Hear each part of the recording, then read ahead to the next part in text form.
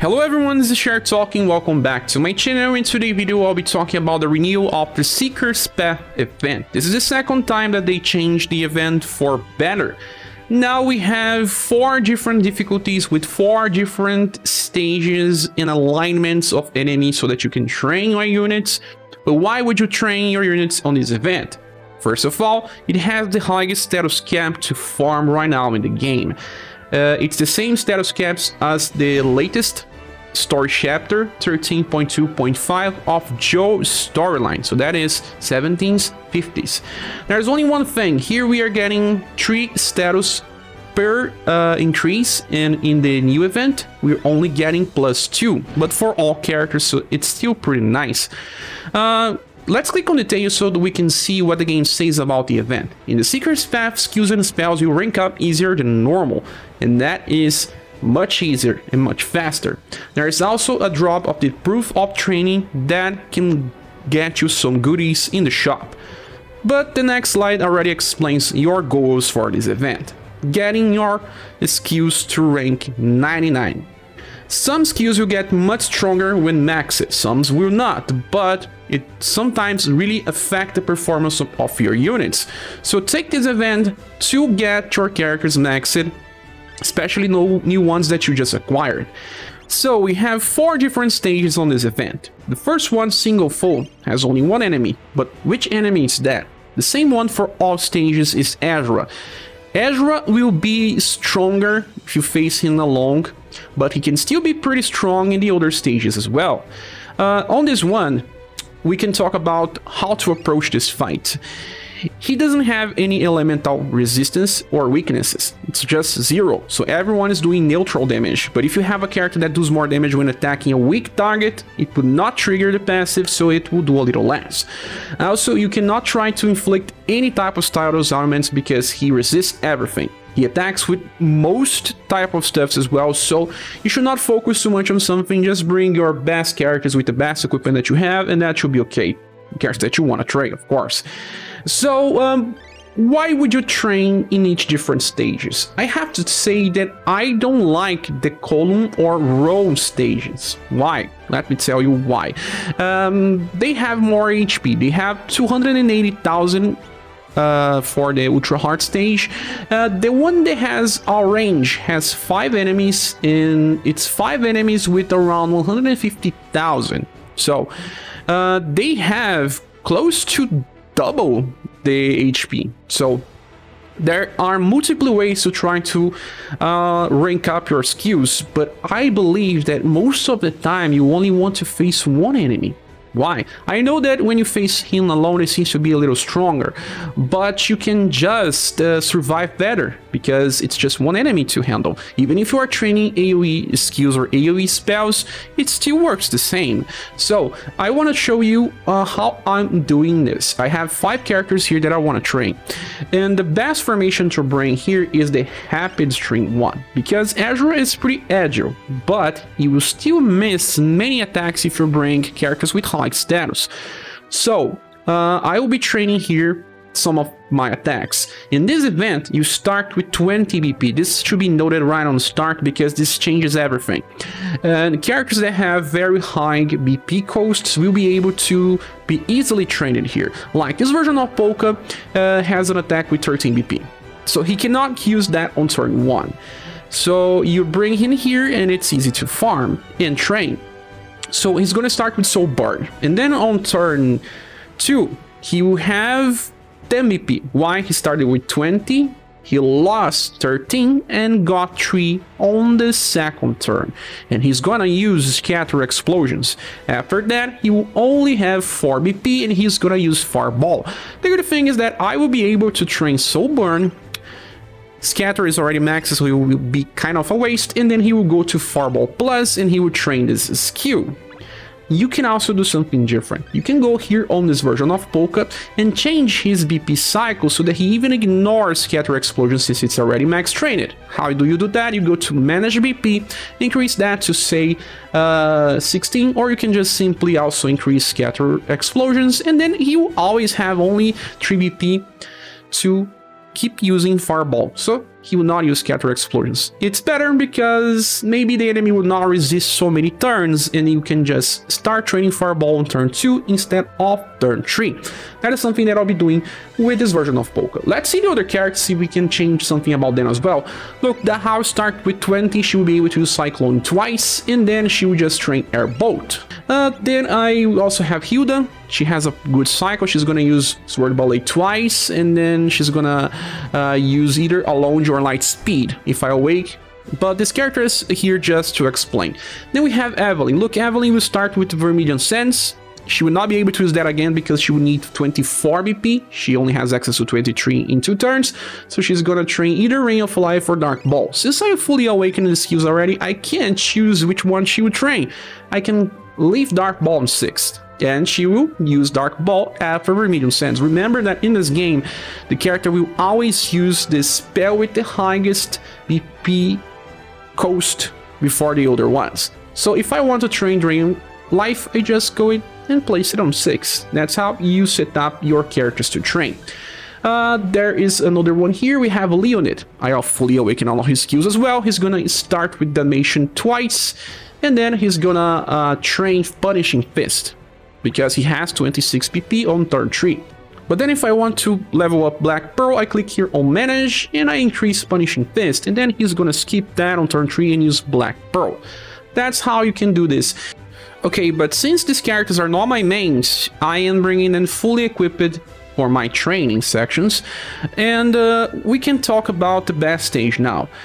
Since they are not so strong and not ready, I would just bring them to either this all range, since most of my attacks are AoEs, or to very hard. It doesn't seem to change the rank up chances, so this stage has around 170,000 HP, and this other one has around 420,000. That means that, yeah, almost 3 times more. So maybe going here will be good enough. We have to only care about 1 unit, and the skill ups are good. We will not be getting status because the status cap for the stage is very different, but it doesn't matter too much to me since I can farm the status in other events. So the battle starts, we get 20 BP, and our character will start attacking. You can see some combos sometimes because having Happy Stream formation increases your chances of a combo. This time it didn't happen, but it may happen, and this may also affect the damage that you can inflict right on start. Remember that combo increases damage.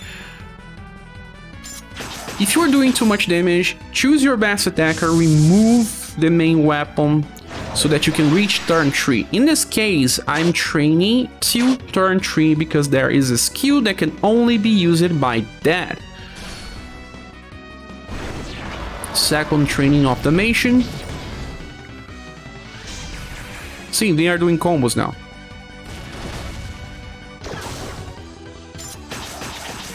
I want to reach turn 3 because Dahao wants to train Air Bolt as well. So she uses Cyclone twice and then Air Bolt. But it seems to me that this Azura will die before I can attack 3 times with all of my characters. So one good thing is to remove the equipment of your strongest character, like in this case is Polka. Yeah, removing Polka will probably solve this problem. Now let's see the end of the fight. We got to increase the rank of that spell. Only, yeah, it happens. It's RNG. Now we're doing a second run. This time I removed the main weapon from Polka. He's one of the best damage dealers here. Maybe that will lead us to 3 attacks with all of my characters. You just have to min-max every time that you want to bring 5 people to train. See, we just got a rank up with Damnation. We are getting a lot of rank ups, but remember one thing, spells only rank up in the end of the fight, while your skills rank up during the fight. So Damnation got a rank now, but Cyclone or the spells from Polka or Evelyn will only rank up in the end. Seems like I'm already doing less damage.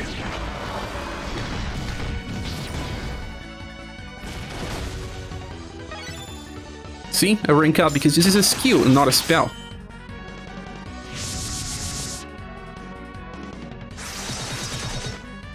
And we are pretty safe here if we have our characters trained close to what we have on as a cap in the current event or story mode. Now he got to train Punishing Fist.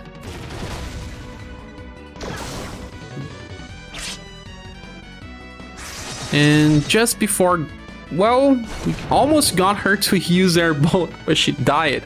Yeah, there's a chance of dying. She's not super trained, so it happens. But then you need trained Black Pearl. We gotta rank up to Vermilion Chance, we gotta rank up to Cyclone, we got plenty of rank ups this time. So, as you see, there's still RNG involved, but if you manage to attack in 3 turns using our best attacks, you can rank up much faster than you would in normal scenarios, in normal events and story maps. So like I said, I think that the best way to train is going after only one Azure, because if someone dies, just one people, the remaining ones can finish the stage, instead of having to handle many Azures at once. But now I want to talk about something else. How do you train support skills, those that you have to manually input? Well, I believe that you can go for a normal or hard stage, one that's super weak, and bring 4 support characters that you want to train. Like, in this case, I have this setup here. I also brought Rainbow Ranger's formation since this allowed me to evade, and I want to train this spell from Time Lord, the Late Order. It starts with a 15% debuff and get as much as 20% debuff on rank 99. But this would take a lot of time, so bring a movie, watch it while you do that, because it's the best way to do. And then I have Forneus, another character that manually increases, sadly. Cold Attack Boost increases on rank 99. But Guard Up doesn't, so at least one part increases, and I want because he's one of the characters I like to play. Shendu has a support spell that inflicts sleep. The higher gets the rank, the higher gets the chance. I'm planning for the future. Not that you really need to do that, but I am doing. Roberto has Song of Earth that inflicts confusion, another one for the future. And the last character is Gerard. He is essential here. He's a character you get from Tower, but there's another character they have something similar to. He comes with Steel Blade. Steel Blade is an attack with delay. So what you can do is use one attack that you want to train with all of those with manual inputs, and then use Steel Blade with your Gerard. That means that he will kill the enemy, but not before all other characters use their support skills and have a chance to increase the rank. So that's how I'm gonna do with this setup. The battle starts, and don't forget to turn off full power auto before you go. We go now with the Late Order, Prime Pump, Snooze, and Song of Earth. Gerard was gonna use Steel Blade. So, Song of Earth, Snooze, and the Late Order are spells. They will only rank up on the end of the fight, while Prime Pump and Steel Blade are physical skills. They rank up during the fight. Sadly, you have to watch Azure attacking because, well, Steel Blade only goes after. And we even got a rank up here. Now let's see if we got a rank up with spells too. We did. Song of Earth just increases Snooze as well. So just have to keep doing this. It's a very tedious process, but there are not many skills that you need to use this, and you only require to do this from time to time. Okay, now there's yet another way to increase some other supportive skills. That is... Now, there are 2 other type of skills that you may want to train. Heal and Counter, but those you'll find on a different video that will be linked on the description so that you can understand how to do it. Before we go, let's just click on Exchange, and then you'll see some materials and stuff. Well, we just tested support and damage skills and spells. There are 2 other types, Healing and Counter, but I already explained that in a past video that I'll be so with that, we talked about damage and support skills. There are also other types, Heal and Counter, but I already made a video about that, and I'll be leaving the link on the description of the video so you can check. Nothing changes so far. Now let's just go check the shop. The shop was improved. There are more items here. You see that there are books, amplification badges, gold pieces. These are the best rewards that you can get. The other ones are not as much, but focus on getting books and gold pieces and amplification badges. After that, all the other stuff are extra. If you are a new player, of course, you may still need some mining caves map. So I believe that's it, guys. Thanks so much for watching this video. If you have any doubt, please use the comment section. I'll try to reply as soon as possible. If you want to support the channel, there are links on the description of the video too. I hope to see you soon in the next one. Bye.